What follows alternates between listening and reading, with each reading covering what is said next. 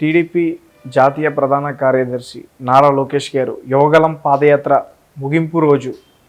So Janasena అలయన్స్తో పాటు ఉన్న TDP ఈ రెండు కూడా ఆ రోజు కలవబోతున్నారు.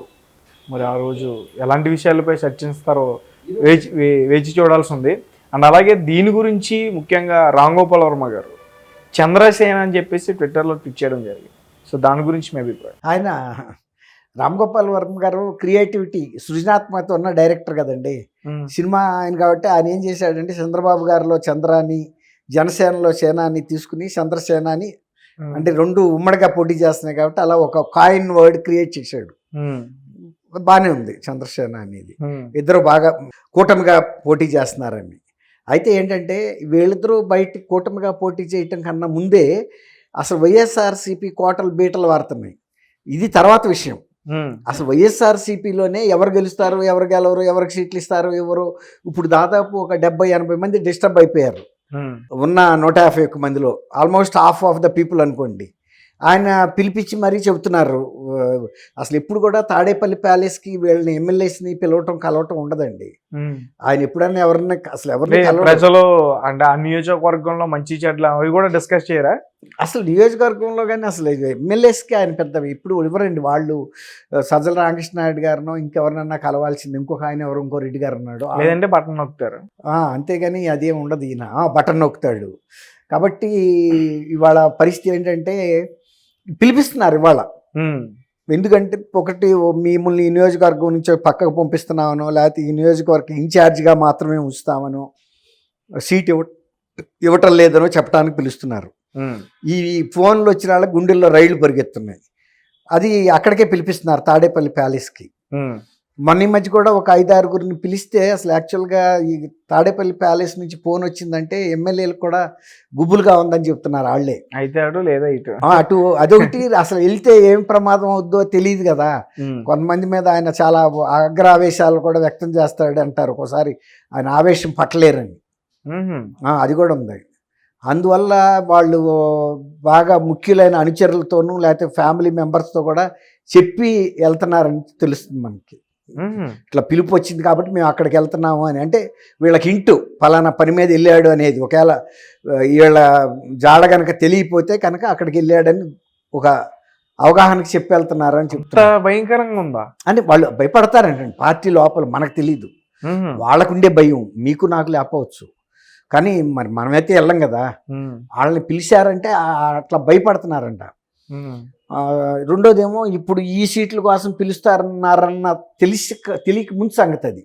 ఎందుకు పిలిచారు అని. ఇప్పుడు దీనికి పిలుస్తున్నారన్నప్పుడు మనసు దిట్టు చేసుకుని వెళ్ళిపోతున్నారు. దిట్టు చేసుకుని అయితే అవుతుంది లేదని చెప్పడానికి పిలుస్తారు తప్ప ఇచ్చేవాడిని అయితే నీకు ఇస్తున్నామని చెప్పాల్సిన అవసరం లేదు.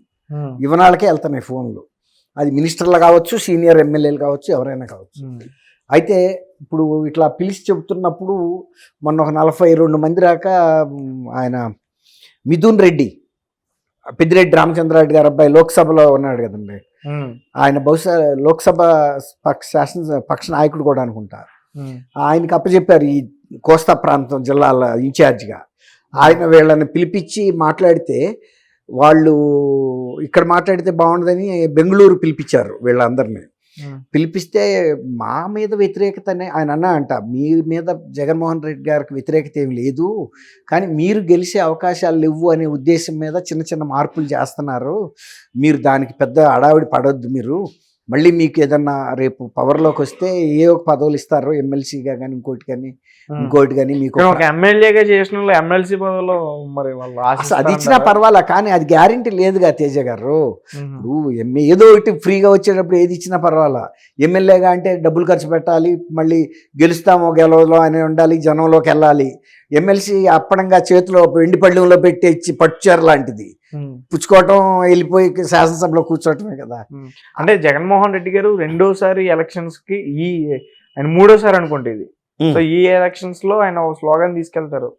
ఇప్పుడు ఎవరైతే నేను నమ్మిన నాయకులు మీకు సరిగ్గా సేవ చేయలేకపోయారు కాబట్టి కొత్త నాయకులను తీసుకొచ్చాను, మరొక అవకాశం.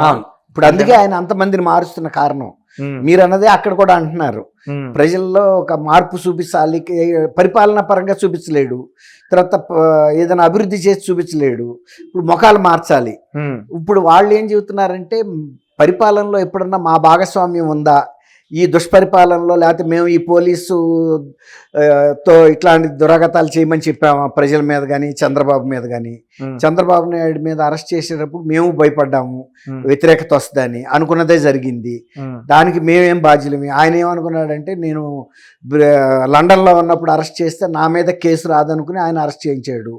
తీరా వచ్చిన తర్వాత అడిగితే నేను కాదు బీజేపీ చేయించింది అన్నాడు. బీజేపీ వాళ్ళు అదేంటి మన మిత్రపక్షంలో ఉండి ఈ నింద మన మీద వేసాడు, మనం అరెస్ట్ చేయలేదు కదా అని వెంటనే అమిత్ షా గారు లోకేష్ని పిలిపించుకుని బాబు ఇందులో మా పాత్ర లేదు, ఆయనే అరెస్ట్ చేశాడు, మా వాళ్ళు కాదు, మేము మీ మీద మాకేం లేదు, నీ మీద కూడా కేసులు బుక్ చేశారంట కదా, ఎన్ని కేసులు బుక్ చేశారు, ఏమేమి కేసులు బుక్ చేశారని చెప్పి వాళ్ళు తెలుగు ప్రజలు హర్ట్ అవుతారని దీని మీద మా పాత్ర లేదని వాళ్ళు కొంత నష్ట నివారణ చేసుకున్నారు. కలిసి పిలిపించుకున్నాడు కిషన్ రెడ్డి గారి ద్వారా. అవును. కానీ ఈయన అది గమనించలా.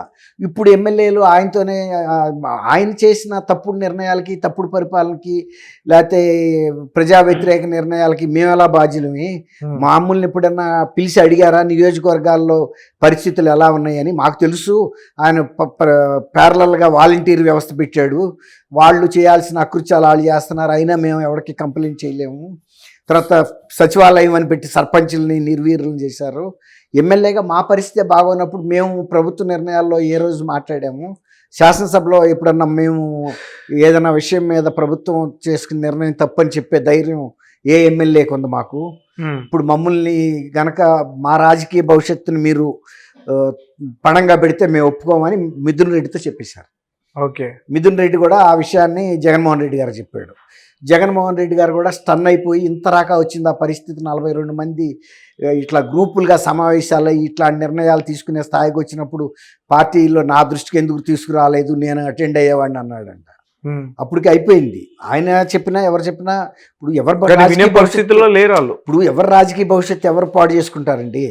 ఇప్పుడు ఈయనతో పాటు చీఫ్ని ఈయన నమ్మి రాలా, వచ్చారు, గెలిచాము, గెలవలేదు.